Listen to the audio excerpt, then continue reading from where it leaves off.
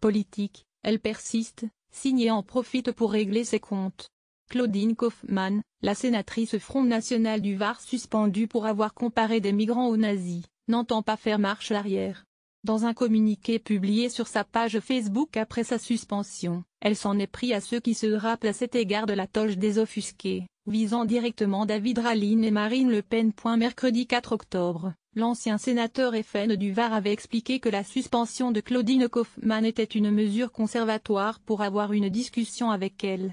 J'ai vu passer des propos sur la vermine, c'est absolument inacceptable, avait également fustigé le directeur de la communication du parti d'extrême droite. Une déclaration visiblement pas du goût de la nouvelle sénatrice. C'est petit, tellement petit, aussi bien de la part de Raline que de Bocaletti. Il joue les personnages outrés, mais que Raline se souvienne qu'il imitait le Führer dans une Mercedes, que Madame Le Pen comparait les prières de rue à l'invasion. Alors que celui qui n'a jamais rien fait me jette la première pierre, a-t-elle réagi sur Facebook, où elle a été interrogée sur la sortie de David Raline. Facebook/Claudine Kaufmann en 2010, Marine Le Pen avait comparé les prières de rue à l'occupation. Je suis désolée, mais pour ceux qui aiment beaucoup parler de la Seconde Guerre mondiale, s'il s'agit de parler d'occupation, on pourrait en parler pour le coup. Parce que ça, c'est une occupation du territoire. Certes, il n'y a pas de blindés, pas de soldats, mais c'est une occupation tout de même, affirmait-elle alors à propos des prières musulmanes.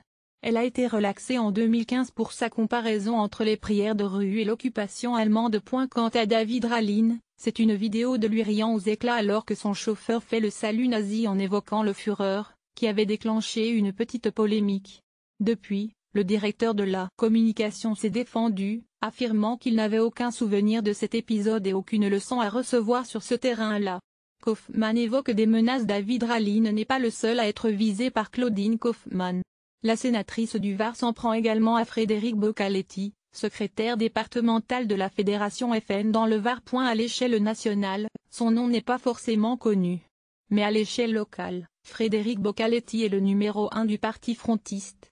Il était ainsi en 3e position sur la liste FN pour les sénatoriales de 2014, ce qui fait de lui le successeur direct de Claudine Kaufmann, si celle-ci venait à quitter son poste. Or, le 13 septembre, Claudine Kaufmann affirmait justement à l'hebdomadaire d'extrême droite Minute qu'elle ne souhaitait pas siéger au Palais du Luxembourg, pour des raisons de santé. Elle entendait alors se faire remplacer par Frédéric Bocaletti. Une déclaration sur laquelle elle est revenue mercredi 4 octobre dans Le Monde. Elle affirme désormais avoir menti pour se protéger et évoque des menaces de la part des sbires de M. Bocaletti. Je n'étais pas malade du tout, c'était pour me protéger. J'étais menacée par les sbires de M. Bocaletti, on a menacé de me taper dessus. Je lui ai fait croire que je voulais me retirer, il l'a cru jusqu'au bout, affirme Claudine Kaufmann, qui a finalement décidé de siéger au Sénat. On m'a même proposé une somme d'argent pour me retirer, et que si ça ne suffisait pas je pouvais demander plus, a-t-elle déclaré, sans révéler le nom de ceux qui l'auraient menacé, ni les sommes d'argent proposées. Une version vite nuancée par le principal intéressé, Frédéric Bocaletti. Affirmant qu'il n'était pour rien dans les menaces reçues par la sénatrice du Var, il l'a encouragée à déposer plainte. Quant à la rémunération évoquée en échange de sa démission, là aussi, Frédéric Bocaletti livre une histoire différente. Je lui ai proposé d'être mon attaché parlementaire en local, de travailler sur le thème de la ruralité. J'ai évoqué une somme de 1 500 € par mois. Mais ces discussions, on les a eues car elle-même voulait démissionner pour des raisons de santé, s'est-il défendu. Interrogé par le Lab, Frédéric Bocaletti a annoncé ce jeudi 5 octobre son intention de porter plainte pour diffamation. Ma réaction est simple, je vais la signer en justice. Elle devra répondre de ces accusations devant un juge. Elle et toutes les personnes qui m'insultent depuis plusieurs jours sur les réseaux sociaux. Il faudra qu'elle apporte les preuves de ces accusations. Je suis extrêmement serein, a-t-il affirmé. Mais pourtant, l'histoire du parti semble jouer en faveur de Claudine Kaufmann. Comme le rappelle Le Monde, ce n'est pas la première fois qu'une élue FN évoque ce genre de pratique au sein du parti. En 2014, Joël Bergeron a ainsi quitté le parti après refuser de céder son siège à un collègue masculin.